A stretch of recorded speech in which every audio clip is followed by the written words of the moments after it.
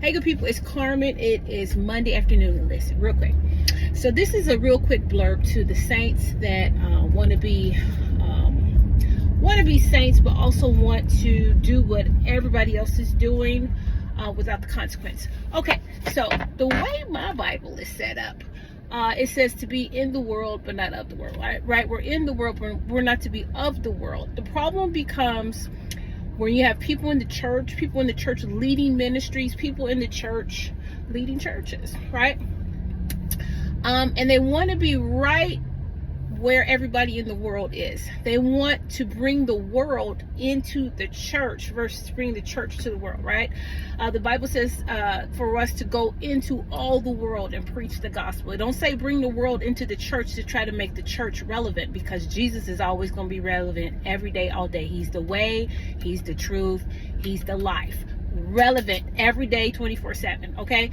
But when we start trying to validate and bring the world into the church, or tell people like, I see a lot of, well, I don't want to name call. I see a lot of people, I'll say that without labeling positions. A lot of people trying to become like the world. This social media thing is messing some people up, because now they on social media half naked and then the next minute they're preaching. Or they're on social media, I don't want to say cussing, but the language that they're using is very close to what you might hear in the world, and then the next minute they're quoting scriptures. And so now people say, well, I should be able to do this or I should be able to do that. And to a measure, absolutely.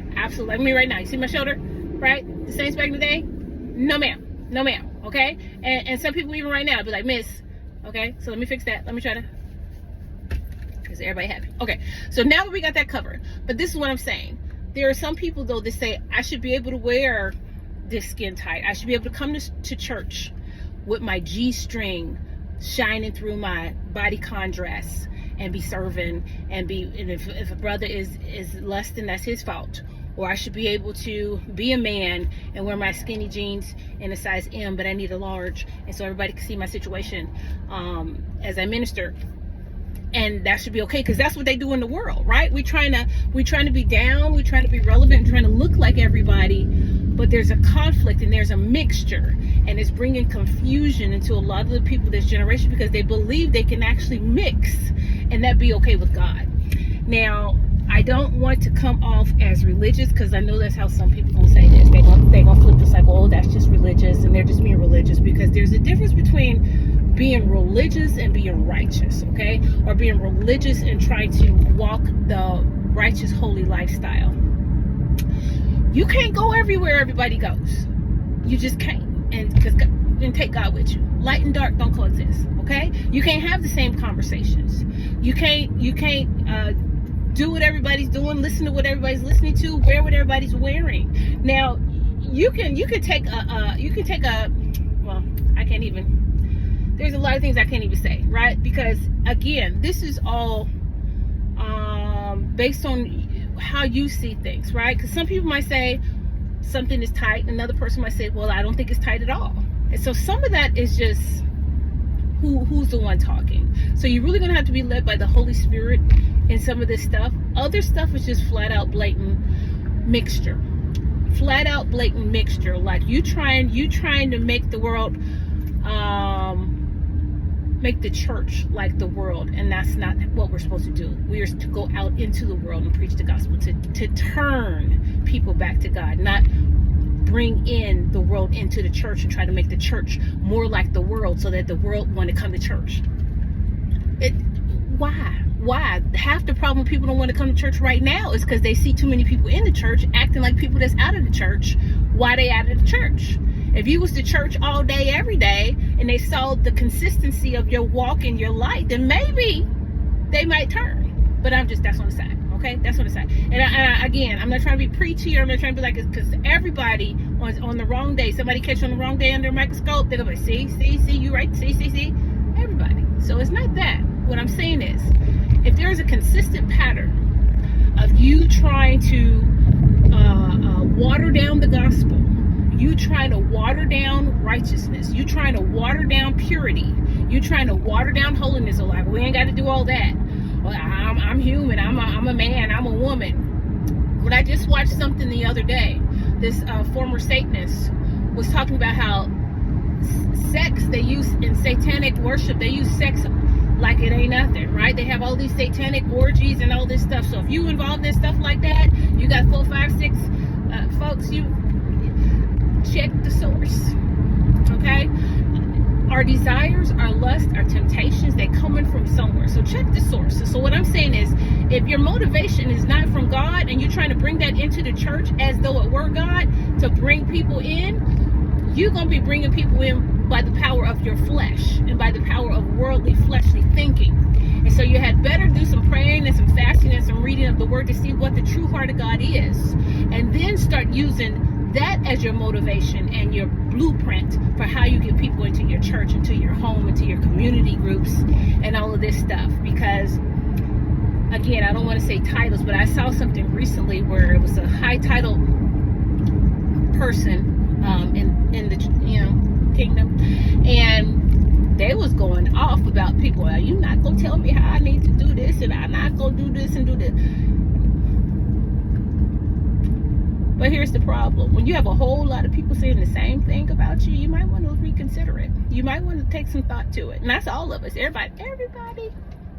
All right, take some thought, because if you the common denominator in a bunch of foolishness, then you gotta factor in what's my part, okay? And how am I contributing to this foolishness? And if the foolishness is affecting and impacting the kingdom, you really want to consider that, because we all got to stand and give an account for what we have said and what we have done. And if we've caused a small one, a baby, to fall away in any kind of way, you really want to fix that with the quickness. So just wanted to share that. If we could work on that mixture thing, because it really starts making you want to not want to, you're the right kind of person and you're really going after the heart of God and you're really going after the presence of God, you won't be able to sit in mixture for a long time. You won't be able to. You will not be able to. I remember years ago, there was this minister, and I would watch him all the time. My kids would testify. I would watch him all the time. And I almost did the hand motion he would do, but that would have given away who it was. But I would listen to him all the time. And there was a certain point where I would turn him on. I couldn't figure out what it was, but it was like when I would hear his voice, I couldn't sit and listen to it. Every time I would turn him on, and I don't care what the message, I couldn't get through the message. And I would have to turn it off. And I would be like, what is this? I used to sit listen. Wasn't too long after that, came to find out he was into a whole bunch of scandals. And I ain't going to mention the scandal, because I might tell you who it is as well. It's not important who it was. But what is important is, a lot of times what you are into, what you are doing, will be attached to your sound, okay? Which is why a lot of people who have been in the throne room, in their home, in their car, in their private time with the Lord, when they get to a public space, you can hear that. And a lot of people who have not been doing that, and they just can sing and hit a high note, you can hear that as well. You can sense it, you can feel it, right? There's no oil on it. It's just a nice voice, or it's just a nice word that they preached. There's no oil on it to change and correct and redeem a life and a soul and put it back on track. So just wanted to share that. We have to all be willing to count the cost and pay the cost if we are going to move forward in the things of God and see the glory of God revealed in the church. We can't be mixing righteousness with unrighteousness, light and dark. We can't be mixing lust with loyalty to Christ. We can't do it. You can do it, but it's going to be ineffective as far as growing the kingdom, purifying the church, and advancing the will of God in the way that He wants it done. So I just wanted to encourage you all to kind of, again, count the cost of walking with Christ, count the cost of living a righteous life before the Lord. It costs you. You can't do everything everybody's doing. All of the stuff that people are doing on social media. I'll say that. You can do some of it, have a good time, enjoy your life, as they say. But by all accounts, you cannot just totally dip yourself in chocolate and think people are not going to see that chocolate. If you dipping yourself in the world, if you're doing everything that the world is doing and then trying to put the label of Christ on there, you're going to be called a fake. You're going to be called a poser, because that's actually what you're doing. If you have a thin layer, that's like in the Gilded Age. They have a thin layer of gold. You got a thin layer of gold with a whole bunch of corruption on the inside of that thing. As soon as they bite into that apple, they're going to know you are fake, and they're going to know you're rotten at the core. And so the core of who you are needs to be Christ.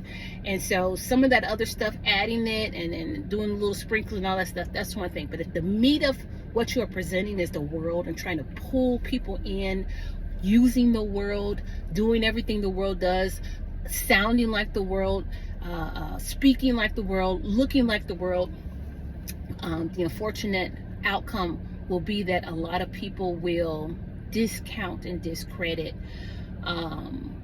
what you're trying to do and say. So again, all of that is subjective and relative to who's talking, because like I said, I got my little arm out right here.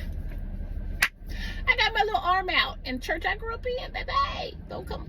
And P.S. I wouldn't wear this to church. That's the other thing. I wouldn't wear this to church. I'm about to go do some stuff out in the 100-degree weather, and I'm hot, right? So it's appropriate for the setting. What I'm saying is we have to recognize what the setting is that we're going to. We can't wear everything to church that we might wear to the beach, right? I'm going to the beach, but do I want to be wearing that to church? Like if I fell out in the spirit, would it be well with myself? And with the soul of all the saints, it's going to see what happens when I fall out. Okay, so that's on the side. Okay, I'm getting facetious, but just wanted to encourage you in that. If you are able to self-check as much as possible, do that, because people are watching. I hear a lot of people just, I don't want to say falling away, but becoming very disheartened by the church and what's going on in the church, and a high degree of carnality that has moved its way into the church in such a way that people don't even want to go, or don't feel like it's what's the point, because people are doing this and that and that other. But everybody's not doing it. Jesus wasn't doing it. Jesus is always and forever our standard. Okay, if you get off track with what people were doing, reset your focus to Jesus, because he is the standard. He is the equalizer, and it was him that shed his blood for your sin. Okay, I didn't do it. Your mama didn't do it. Your dad didn't do it. Your pastor didn't do it. Jesus is the only one that gets credit for being the way, the door to salvation. All right. So just reset, refocus, reconsider maybe some of the things that you're doing, the influence. You know, everybody's chasing down being an influence, but if your influence is laced with the world and has a couple sprinkles of Christ, you may want to reconsider that. If your foundation is truly Christ, if Jesus is truly the foundation of who you are, then that should be the meat of what we see, and the other stuff should be all, cherries on top. All right, that's it. I hope you're having a great day. Have a wonderful week ahead. Love you. Te amo.